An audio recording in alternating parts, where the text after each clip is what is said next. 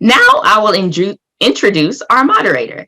Dr. Sheila Hurst has a doctorate in education and has consulted on and written Rotary District and global grants for health, education, and literacy projects in Kenya, China, Nigeria, and Zambia, and has made almost 40 trips to sub-Saharan Africa, Asia, and South America for Rotary projects. She has served as a co-chair and a director of the Health Education and Wellness Rotary Action Group, District 5160 International Service Chair, and the leader of 2 vocational training teams. Welcome, Sheila. Thank you, Regina. And hello, everyone. It's a pleasure to be here and an honor to introduce our 2 panelists. Dr. Noel Q. Aligio of the Rotary Club of San Pablo City, Laguna, Philippines, has nearly 30 years of experience as a family physician. His medical interests include immunization programs, asthma control, diabetes, hypertension, tuberculosis, and dengue prevention. A Rotarian for more than 25 years, Noel has served as club president, club foundation chair, assistant governor, PETS chair, and district grants subcommittee chair. Our second panelist, Lynn Duckham, has worked professionally with heads of state, industry, donors, and communities in 29 countries over the past 30 years and uses these skills as a member of the Rotary Foundation cadre of technical advisors. She evaluates and provides advice on the development, management, and sustainability of Rotary Global Grant projects, programs, and proposals. Of recent time, this has been for programs being implemented in Australia, Papua New Guinea, New Zealand, Thailand, Timor-Leste, Taiwan, and Cambodia. This 5-part series is designed to support you as you cultivate effective projects that will create a sustainable impact in your community and around the world. These webinars offer tools and strategies to help you plan, find resources for, implement, and evaluate your projects. We may reference content from earlier webinars. So if you didn't have a chance to participate in the earlier sessions, you may be interested in watching the recordings. Through our conversation, we hope to help you, number 1, waiting for the next slide. There we go. There it is. We hope to help you, number 1, understand the connection between measurement and sustainability. Number 2, learn how to gather data to measure your progress. Number 3, use data to determine what changes you might need to make to your project plan. So let's consider this question. What is the connection between measurement and sustainability? You know, we're encouraged to measure the results of our service projects and to ensure that the benefits of the project remain long after project funding ends. However, it's important to see the link between the two. Noel and Lynn, could you share how you've seen this connection in service projects that you've been part of? Thank you, Sheila.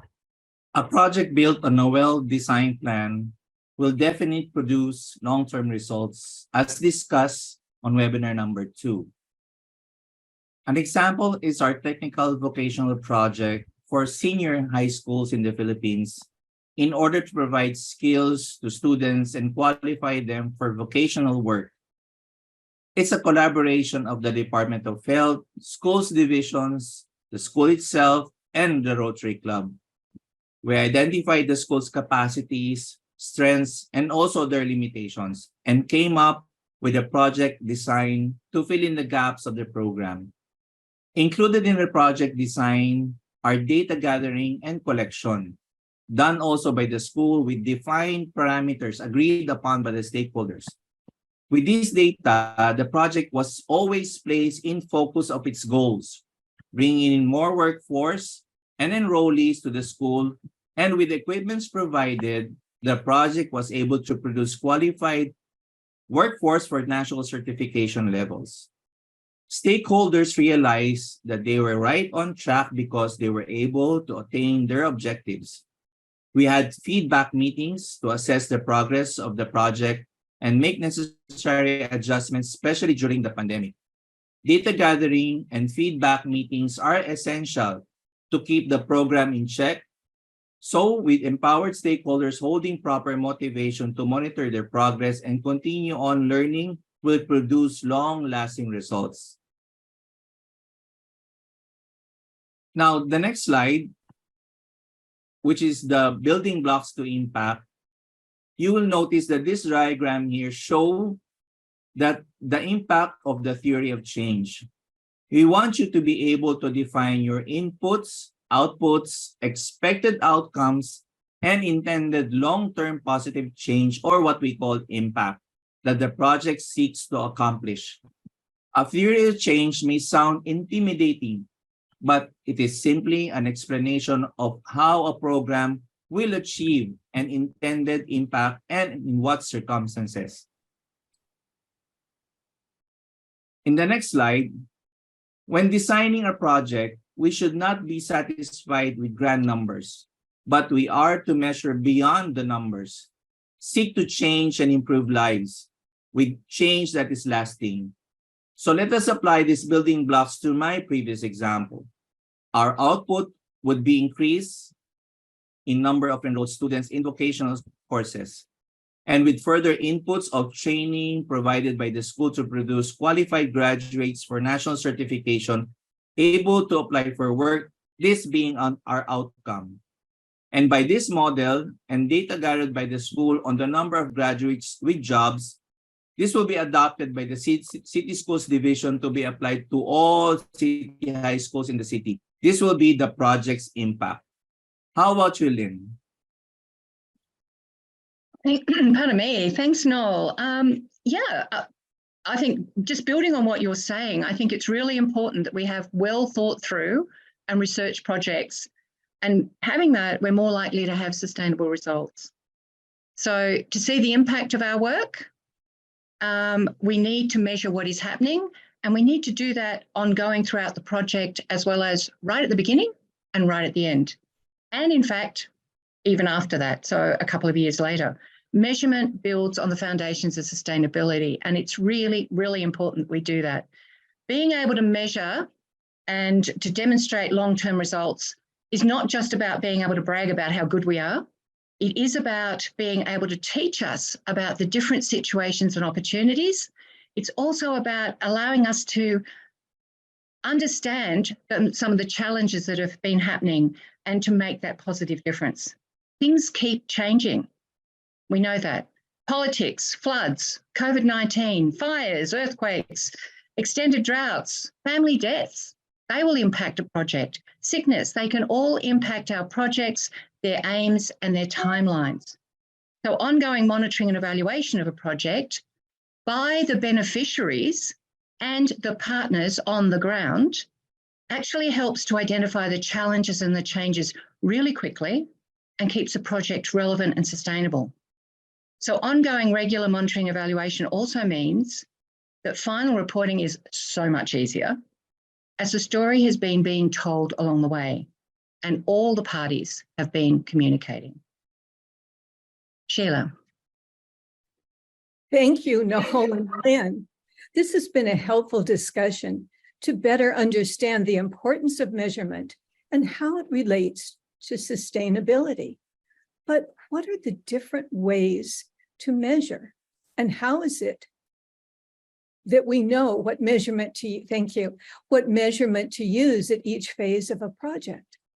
The next natural question then is what to measure, and what are the different ways of measuring? Before we go to our panelists, let's first hear from one of Rotary's service partners, Santiago Mejia at Ashoka. Hi everyone. Today we're going to be talking a little bit about how does effective measurement contribute to positive partnerships. And we have to start off about talking about measurements. In the social impact sector, when we talk about measurements, we talk about indicators, which can be a really confusing topic. But in really small terms, it's all the data we collect that are intentional that helps us identify if the work that we're doing really is completing and doing the impact that we're searching to do. So the question always comes up, especially in my years in Rotary, is how do I measure all this? And how is that going to work for me to work better with our partners? So the first thing I always recommend is that do a theory of change. Theory of change is a methodology to really understand what is the last scenario you want to go towards. If I want to help hunger, well, I have to do A, B, C, D. A theory of change is that step by steps. When we have those clear, we can start seeing what we want to measure in each of these paths. But let's not do it alone. To create well indicators, we have to do it with our partners, the ones that are going to be doing the work with us. Because it's the way that we can share meanings. For example, when we talk about change making, for example, in Ashoka, maybe for an entrepreneur, it's really different from working with a university. Maybe the university thinks about soft skills, but an entrepreneur thinks about people that do change in their community. If we don't have the discussions about what's our shared meaning, well, we'll never have a shared purpose. So creating measurements, it's a conversation that can help us unite the work that we're doing. Also, having good measurements can even give us temperature about the work that we're doing. For example, if we keep on doing the same work over and over again without ever knowing if it's the right one, we'll never be able to change. And partners will start saying, hey, I've been giving funding, I've been giving support, but the situation keeps on going. So measurements help us say, hey, maybe we have to change this, or maybe we're doing the right thing here. So it's a way to create also a unique dynamic process of our projects and helps partners understand that processes can change and can give them data to support the changes that we want to do. So thank you so much for listening, and try to find in your projects how can you measure, because at the end of the day, partners will appreciate it and your impact will grow. Well, thank you to Santiago for his insightful comments about measurement. Lynn, how about telling us some suggestions you may have? Thanks, Sheila. I'd just like to recap before I make those suggestions and reinforce what some of Santiago just said. Having information is essential for making decisions, and it's for appropriateness and for potential sustainability. Measurement is part of that information gathering, but for useful measurement, we need to start at the baseline, and we need to collect data about what is happening now, and we need to use those same tools, so there is consistency, to actually measure progress and challenges and success. And as we know, there's so many different ways of measuring things. It's important to choose the right ones. They have to be relevant to the project. They have to be relevant to the culture. And they need to be easy to understand and usable. I've seen some amazing data collected that was not usable because nobody knew how to use it. So if you want decent monitoring and evaluation throughout the life of a project and a good project end, I mentioned earlier, use the implementing beneficiaries. They are the ones on the ground. They understand the system. And also in this, I'd just like to remind us, I know it's come up in earlier webinars, but these things, if the projects are about trust and respect, as much as they are about anticipated goals. When we're measuring, keep that in mind. So what are the methods we can use? Well, after we've done our desktop research, which we would have done before we've done a project, about the place, the demographics, and the publicly defined challenges and needs, it's important to create that frame of reference before we then create a measurement tool or use a measurement tool. On-ground surveys are the ones we frequently go to, and we know them by lots of different names. These can involve taking content from questionnaires, from focus groups, from casual conversations, formal research, literature reviews, and then collating the data and analysing it. I personally like to start with listening. When I go to a new place or establishing a rapport, I just by seemingly unstructured information gathering, and then through the 5 whys, drilling down to what the priorities of the community are, You can learn a lot about what is truly important to potential beneficiaries and partners. And listening at all stages of a project is incredibly important. So you can have formal and informal conversations. You can sit around in the garden or you can sit around a table. It depends on who you're with. It depends on their preferences. Observations, they can stand alone or be paired with listening and questions. There are structured questionnaires. Now, a lot of people use these, and they're great for gathering quantitative and qualitative. That's numbers and thoughts. So you gather that information for specific targeted questions and open-ended questions. The open-ended ones provide more details, often about things we may not have thought about. And this is really, really important. Our frames of reference are limited frequently. So when we get more information, we need to bring that into the mix and again, ask those whys. Projects will have main goals. And as Noel's already pointed out, you have impacts that come on from unexpected actions. What we need to make sure is that we're not focused too much on what we think is right. So when we're measuring, for example, what sort of data would you need to have to create and actually grow a successful fish farm? Apart from the who's and whys of, who's going to be doing it and where's the land and who owns the project, how many will benefit? You're going to be looking at establishing that baseline and from which you measure impact, including demographics, catchment area, economic and nutritional needs assessments, existing market supply and demand, etc. For sustainability, you need to involve people on the ground. You need to involve, in the measurement, because they will look at it differently, the fisheries officers. You will involve the market. Where is it going to go? You will involve all those people. The interest and support of those will influence positively what you're doing. So to recap, whatever measurement tool we use on the ground, it needs to be appropriate to the project and the culture and easily understood by those doing that measuring. Noel, given that what you've been saying earlier, I'd really like to hear what your thoughts are on this too. Thanks. Yes, I agree with you. Lynn, and I also agree very much with Santiago, because I agree with Lynn because you always have to go back to your baseline data, which is already in your community assessment. So always refer back to that document, because in this document, you already have the built-in design for monitoring and evaluation. And you will always use that, refer back to that document, because it will be your reference when you measure them. And the reference should be in short, medium, long term. Long term means it's already an impact that you have created in that community. Now, direct observation is the easiest among the tools. There are no special processes, no formulas to perform this method. Some sponsors are satisfied to see great numbers, happy faces, and they already feel accomplished. It's a good sign, a good indicator of project success, but success should not be measured only by lengths and numbers, but it should also be measured by depth. Measure of success through direct observation may be, superficial, but it should be supplemented by other measuring tools to gauge the impact of project it has created to the beneficiaries. Now, interviews, for me, it has a true impact of the project. It will bring out the best of the project in the beneficiaries. This will measure how deep the project made in their lives. Interviews are in-depth conversation with individuals or multiple people or focus groups in which specific questions are posed by the facilitator to collect specific information.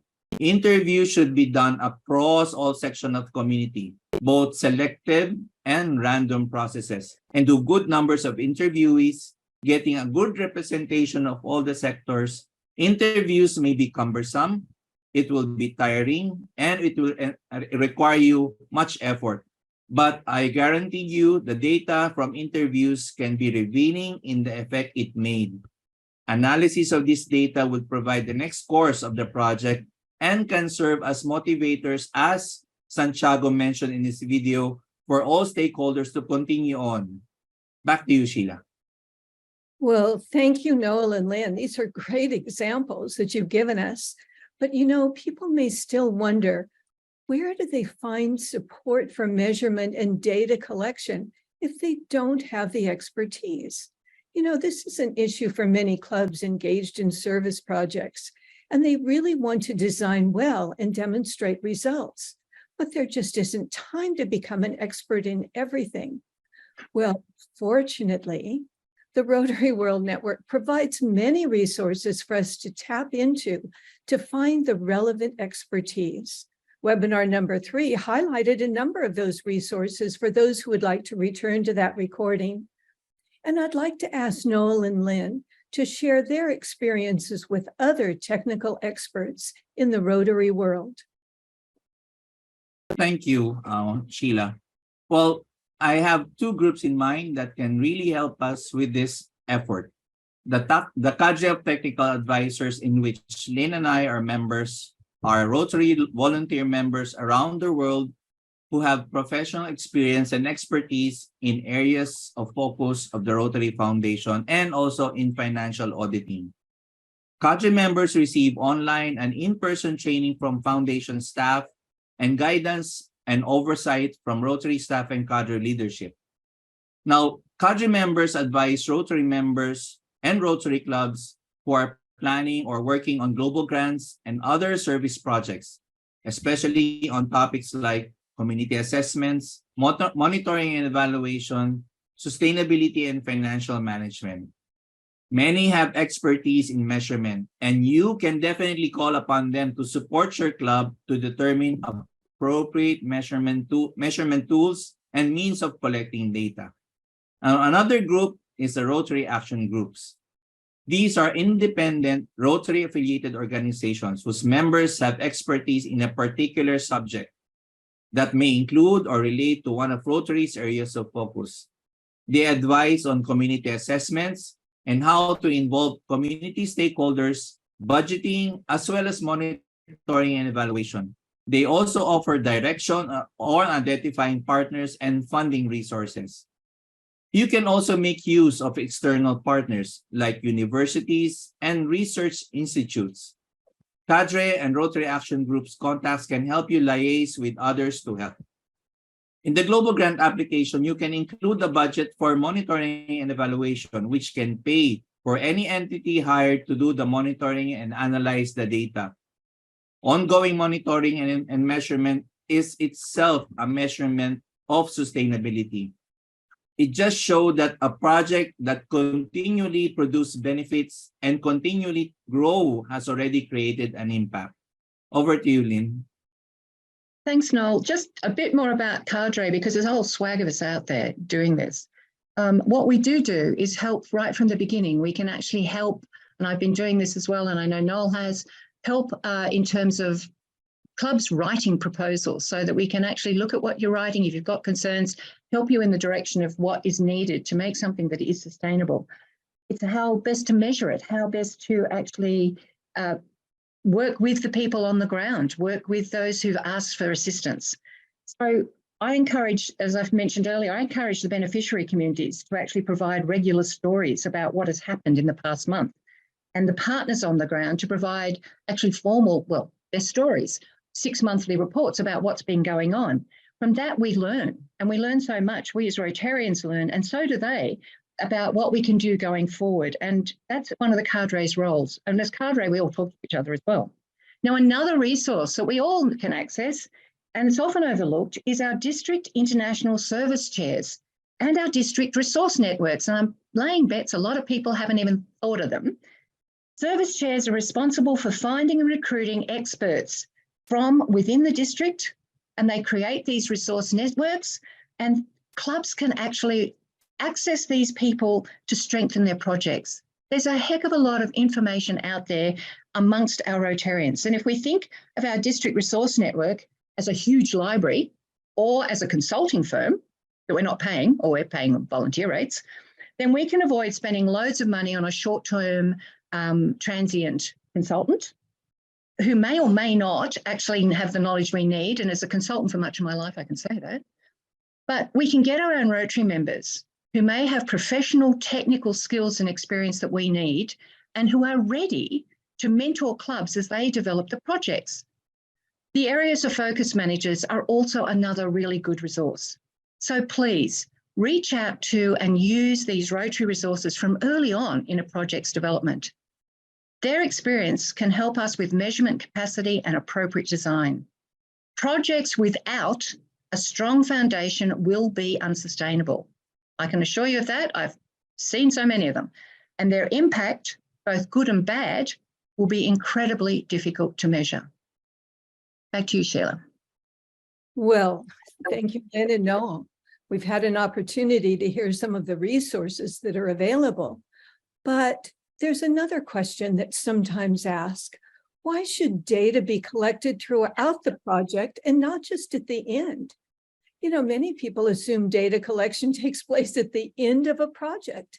However, if we wait until all the funded activities are complete, we miss out on an opportunity to learn and possibly to make necessary changes to ensure the project benefits are realized.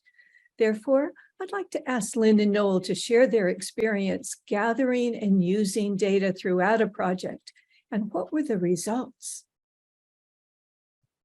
Thanks, Sheila. Look, collecting data throughout the project, I'm so keen on this, allows us to understand if the activities are not going as expected, or they're not having the expected result, or they're actually not happening.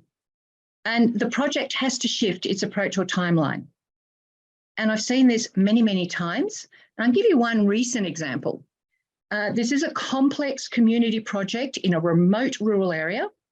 It had established a village community group, or several village community groups, for advice, training, and monitoring. This group selected the families to be involved with the project. They could make changes when things were needing to be changed because they were monitoring it all the time. Now, this project required face-to-face training in use of equipment, in gardening techniques, in water storage and use, etc. Then guess what? COVID hit, and training could not be undertaken as had been planned, but it was still needed. Because of this group, because they'd been monitoring, they knew who had already been trained, they knew who needed to be trained, and they knew how they needed to go forward. So they created an online and adjusted training took place, and it reduced the cost. So not only because they were monitoring, did they actually know that that was happening, they're actually flexible enough to understand they need to do a couple of other things. They had reduced money. They came back to Rotary and said, oh, we've got less money. Can we please use this spare money for what we need, which in this case is hand sanitizers, temperature scanners, and face masks for communities and schools. This became an integral part of the success of that project, although it was not one that had been considered when it was planned. That's what happens when you monitor and when you measure from the beginning. Noel, what's your experience been? Yeah, thank you, Lynn.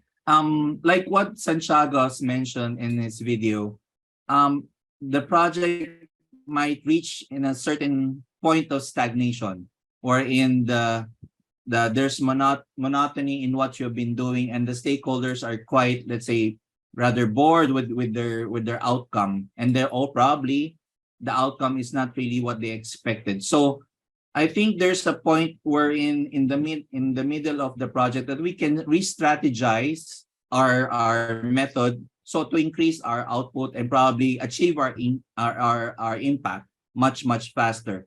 An example is the short-term outcome of increasing enrollment in 4 years old in pre-primary school. The program made an assumption that people will listen to the radio as an awareness campaign to increase the enrollment. But the problem was not enough people are listening to the radio, and the awareness message are not reaching them and or compelling enough to put in more enrollees. So the project was re-strategized, and they were able to produce another method of increasing enrollment by increasing the number of output of radio spots, and for 3 weeks in 5 villages to promote the enrollment. This created the needed input for the project and to make the change in approach of reaching the parents to increase the enrollments. Thank you, Sheila. In this discussion, we've provided some very helpful information, some practical examples, valuable perspectives and available resources that we hope you'll be able to use for your projects. Now it's time to turn to our attendee questions. Some of these were submitted in advance, and some have come in during the webinar. You can use the chat function to submit your questions now. Regina. Thank you, Sheila. Questions are coming in and please submit them. So the first question I'll ask for Lynn, I heard Santiago mention this and I think Noel as well. Someone asked, how do we choose indicators to use for our projects? Sorry, how do we? Choose what indicators to use for our projects. Okay, thanks, Regina, and thanks whoever asked that question. Indicators are relevant to both the understanding of what's happening now and your expectations of and vision of what is going to be in the future by actually having that project. So what are the things that are going to happen? If it's an education project, are you going to be looking at number of children that are now going to school, number of children that now can read, number of children who can now write? If it's like the fish farming project, you can look at indicators of nutritional improvement. You can look at more people being involved with it.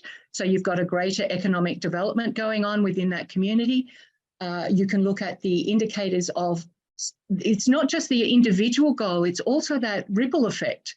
So with a project that's a community economic project, you're going to actually influence not just those within the community, but the wider community. And so your indicators are relevant to why are you doing the project? Bottom line, why am I doing it? What is it I want to see that's changed? When a community comes to you asking Rotary to assist them doing something, they know what their needs are. And we've talked about needs assessments. It's understanding their needs, not ours, understanding their needs. And that will give you the indicators for what is successful. And it's not just about spending money. Success is not just ticking the box. It's about that long-term and the short-term impact of what has been done. I hope that answers it. Thank you, Lynn. And I'll just add, if you go to the Rotary website, there's a monitoring and evaluation supplement where we provided 5 to 6 indicators for every one of Rotary's areas of focus. So if you don't know where to start, that supplement is always a good place. There is another question, and I'll put this to Noel and Sheila. Who can we partner with in our local community to help us with measurement and evaluation? Maybe. So I'll go ahead. We can partner with so many in our community. There are universities, colleges, research institutions. We can also use our Rotary Community Core. And my specific example in what we do, we use our Rotaractors actually in helping us in the monitoring and evaluation of our projects. So there's so many ways and so many people that you can ask to help you with this, especially if your club is not really adapted or well equipped in going through these measurements. So there are many ways, and other NGOs you can also utilize that you can also help you with analyzing this data. Well, you can check out the resources from previous webinars in the series of how to connect with these people early on in the project. And may I add to the previous question, Regina, that the tools that you can use also depends on, you refer back to the building blocks. If you want to measure on the outcome, you can simply do the direct observation. But if you want to do further progress of the project, well, you can also use the interviews, the questionnaires. But definitely when you go on a step ladder approach on the next block on measuring outcome and impact, then you should be using much broader tools, many tools in evaluating your project. Thank you, Regina. I might add a few other partners to the quite comprehensive list that Noel started. Local governments very often are partners that have interest in many of the same issues that we do. There are also professional organizations, whether it's the Medical Association, the unions, the carpenters, the construction people. There are lots of people who want to help. Of course, there are also foundations, local foundations that often accept partners and will contribute some money. Be thinking about global grants also, and how you can partner with people in other countries and other communities. You know, very often districts work together to do a project in another place. And that could involve the Rotary Community Corps and other similar local groups. There are just so many possibilities. The Chamber of Commerce very often is interested in working with Rotary.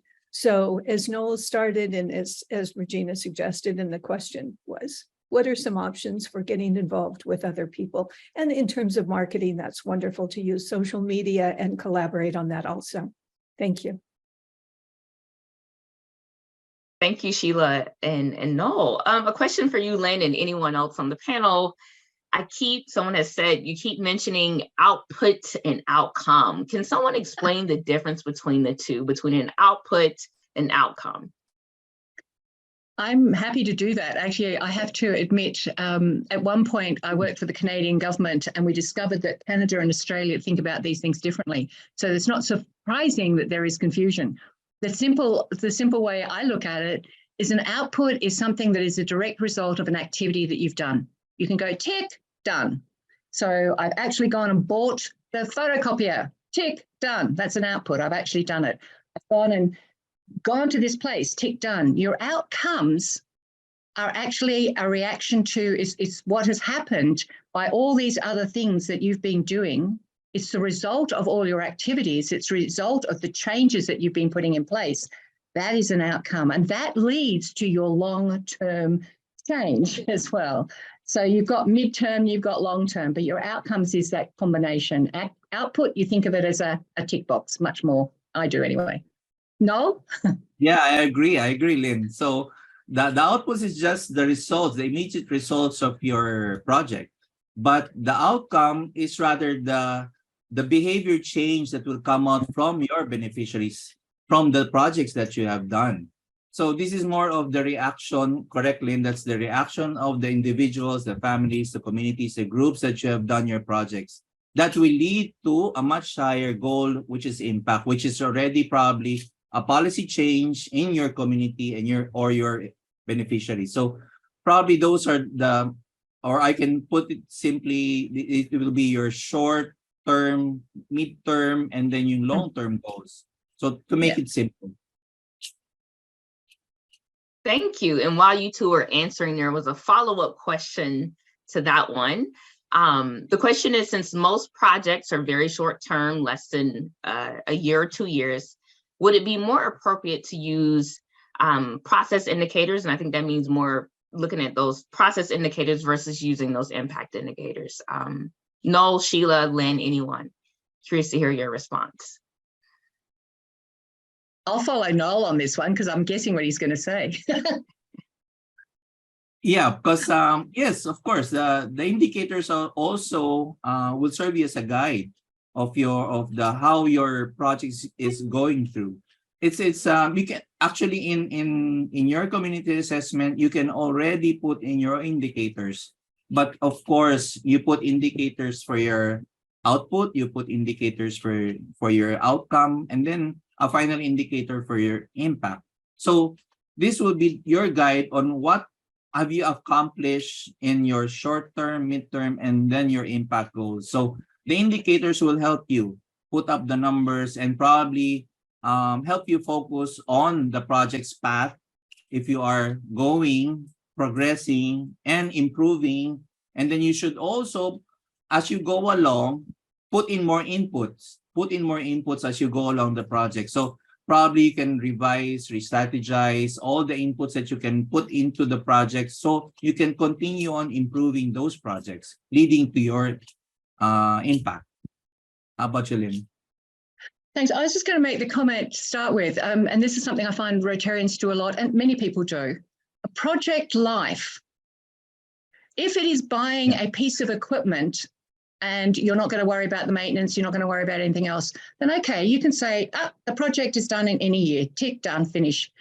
Yeah. Anything we do has an impact, be it good or bad, of some description. Our projects that we do, and when we're helping and working with communities and other organisations in our own countries, overseas, wherever, what we have done actually starts a longer process. So the money may be spent, done, finished, but the project continues. And Rotary doesn't actually own the projects. Yes, because we support the people who actually are receiving the beneficiary, English, I can't even speak today, sorry. The people who are receiving the help and assistance from Rotary, yes, they are the ones who continue the process and the project. So coming back to indicators, I mean, as cadre, we often get sent in, I've been sent in 4 years after all the money's been spent, to have a look at the sustainability of that project, to see what has been happening. And I don't go in there and go, oops, we got to get it back to what it looked like 5 years ago. Everything has changed during that time. Many things have changed. And partnerships, it's about the partnerships that are going on. It's about the change that's gone on. It's about the behaviour. It's about what is happening into the future. We are there as a resource and to encourage that sustainability and as a catalyst to enable that. And so the money may be spent, and we may be able to say the money was spent in this way and we achieved all of these things. But the project, I'm just talking terminology here. The project actually continues, unless it is, as I say, buying a boat and you don't care what happens to it, or buying a photocopier. So I just want to bring that into it on top of what Noel was saying about indicators. Thanks. Sheila? I think that Lynn and Noel, in their answers, demonstrated why the cadre of technical advisors is such an important and underutilized resource. Their answers were brilliant and informative, and they're available to every Rotarian in the world. And I suggest that, as a matter of fact, every action group has a member of the cadre as part of their board. And there are, I think, 500, aren't there 500 cadre members distributed around the world? So wherever you are listening to this webinar, I'm going to suggest that you seriously consider going to the cadre website and find out how you can take advantage of the knowledge and expertise that was just demonstrated so brilliantly. Great. Thanks, Sheila, Lynn, and Noel. Another question, and I'll give this to you, Noel. How often do we monitor the project during implementation? So you mentioned don't just go at the beginning and the end. So how often should we go? Every month? Every 6 months? Well, it really depends on what you plan on when you started on making your design. But yes, I agree on a very frequent monitoring and evaluation, because that will keep your project in focus. And probably if you need to redesign, re-strategize, and probably need to put in more inputs to your project, yes, so you have to do the monitoring and evaluation very frequently, probably about 2. If your project is going through, let's say, more than multiple years of project, then probably you have to do it twice a year, 2 or 3 times a year. And then I suggest that you do the community meetings frequently. That we do every month if possible, except especially during pandemic. But we usually do the community meetings, and the feedback meetings will help you in an informal or formal way of providing you with the data that you need to for your monitoring and evaluation. These feedback meetings are very important, not just for the stakeholders, but also for the beneficiaries in helping them move on with their projects. So frequent meetings, frequent monitoring evaluations should be done probably quarterly if possible. Yes. And then, of course, collect those data, collate them, and analyze them at the end of the project. Thank you, Regina. Thank you, Noel. Another question. Go ahead. Sorry. I'd just like to add to that, if I may, and that's and Noel's touched on this with the communities. One of the really strong things that we need with the monitoring and how often is actually good regular communication. And if we don't do it, we actually miss out, because it has to be between Rotary, the partners, the beneficiaries. And this comes back to what I mentioned earlier. It's about trust. So you've got to understand the bigger picture by actually having this regular communication. You can also find out, somebody's mother's brother's uncle may have died. A project is going to slow down because of that. Your timelines are going to push out. If you don't have regular communication, you don't understand why there's been a pause in a project. You may have had a flood in the middle of it, and unless you actually happen to be in situ, you don't know about that. So it's really, really important to not just do the M&E, but to make sure that you actually are communicating, and that goes all the way up the line. You can always extend projects through a timeline if there are other situations. And I'm sorry, but most projects do get unexpected things happening. So it's about that risk management side as well. Good communication, risk management. Sorry, just wanted to add that.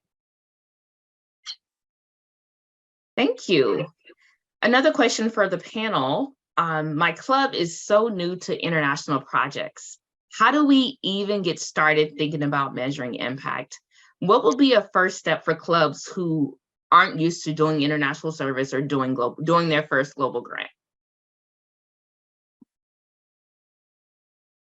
Do local grants. I think you need to start at home. If you're not, please don't go out there. Some time ago, I was actually moderating one of the blogs for Rotary, and we frequently got asked, can somebody please tell us of a really good international project, because we want to do one and we want to do it over here in this country. And the other moderator and I'd go, no, please don't do that. Projects are all different. Situations are all different. We respond to need. We don't create a scenario usually. There are exceptions, but we do respond to a need. And I think to learn, international projects are a little different, except a different location, to local service projects. And if we understand how we do local service projects, and we go to a Rotary International Convention, should I not plug that? Meet other people, talk to them. You will find out that there are opportunities to work with Rotarians across the world, but start in terms of process and understanding how to actually do a really good project and monitor and measure it with the ones that you do at home in your local community. And then, yes, please go to international conventions. I'd like to see you in Melbourne, and you can talk to international people about what else is going on. Sorry, Noel. Yeah, well, we have some good projects in Rotary showcases, which is that's one way of also of looking for international projects. But you really have to you have to be a learned Rotarian to scrutinize which ones are the good ones, which ones are, yes. And then you need to communicate further with them. So you need to learn more of their needs rather than what you want to do as a project.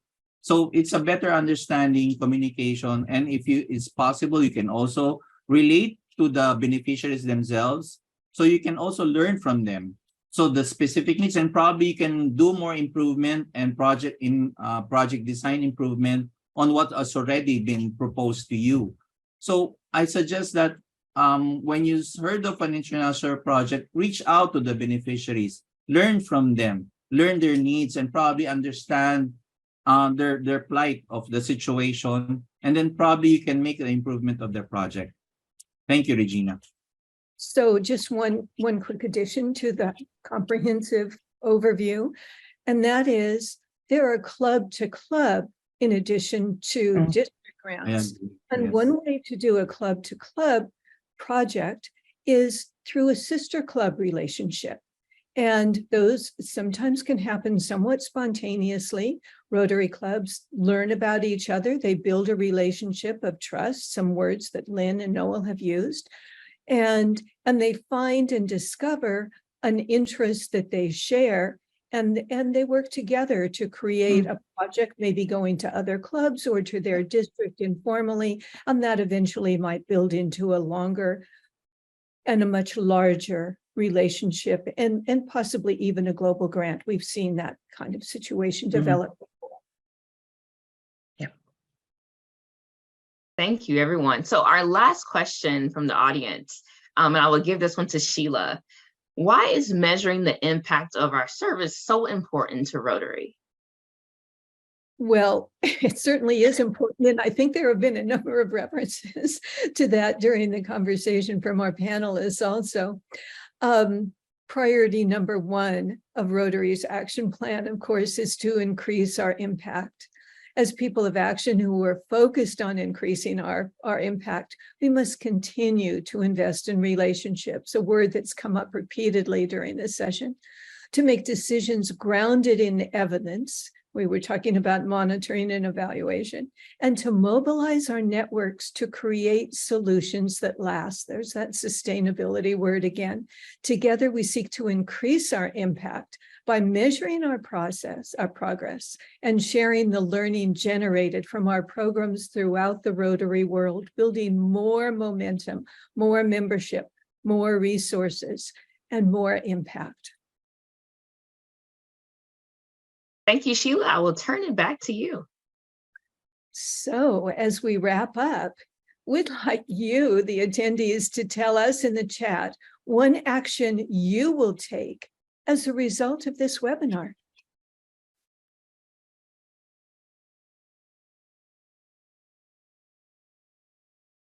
Do you have any responses yet, Regina? Not yet. I'm looking at the chat. Please don't be shy. Okay. Measure every step. All right. Seek Nice. expert Good. assistance from the district. From Yeah, I like to Kingston. see improvements. I like to see improvements in what we do, the projects that we do. Even if it's small or large scale projects, we should be practicing in practicing a well-planned project that will create good impacts, good outcomes. Yes, no, I see some more looking into becoming a cadre. Oh, becoming a cadre. Hey, Lauren, we have one new cadre here. From Ronald, continue learning. We need to continue learning in Spanish. Yes, yes, I agree. More attention to monitoring and evaluation. Great. Yes. Explore theory of change. Someone says they're going to add in interviews to their current district grant as a way to collect data. Good. Yes, nice. Good. Monica says to professionalize our service, so to getting more of this monitoring and evaluation done. Andrea, design community surveys. Wola, getting more advice from cadre colleagues. I think another shout out to the cadre. Sharon, consider how we can incorporate this into our district grants as training and support as a Rotary best practice. Carlos Difundir, talk about this among his friends and what he learned today in the chat. Yeah, find experts in District Resource Network. Yes, please. That's District Resource Network. There you go, Kiki. And actually, you can actually create your district resource networks. Yes. If you don't have one, create it. There is no reason why anyone on this call cannot actually start that process in their own district.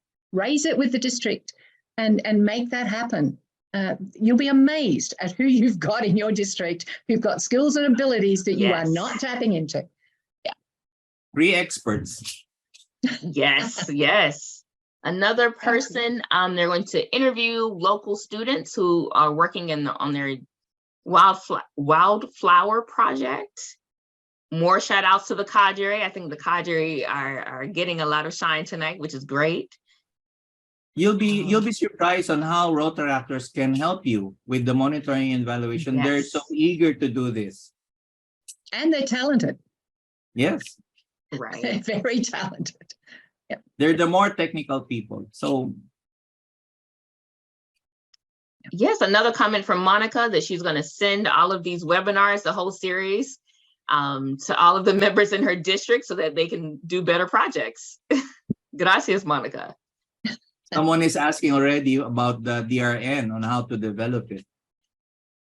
Maybe Kiki can help. I think Kiki will respond in the comments about district resource networks. Great, thanks. Sheila, I'll turn it back over to you. Thank you everyone for your comments. Those were exciting to hear about action that's starting. So as a reminder, here are some of the resources that we discussed during the webinar. These are fantastic resources available within the Rotary family, and we strongly encourage you to take advantage of them as you're planning and carrying out your measurement and evaluation activities. We'll also include links to these resources in the email that you'll receive after the webinar. Next slide is about recordings. Another great resource for you is this webinar series itself. And we heard that someone was going to send out the link to all the people in her district or their district. If you weren't able to join the previous webinars, we encourage you to watch the recordings. We'll send the links in the email that you'll receive following this webinar. And we hope that you'll join us for the final of the 5 in this series. The final webinar is Expanding Reach, Partner with Youth in Service, also on point, on Thursday, May 18th. And the last slide is coming up, and that's a thank you to all of you for joining us. Special appreciation to Regina for putting together this webinar, to the fabulous Rotary staff that provided ideas, plus all the things behind the scenes, the technical and logistical support, to our interpreters, and to our amazing panelists, Noel and Lynn. We're signing off right almost on time. Couple of minutes early. Thank you so much.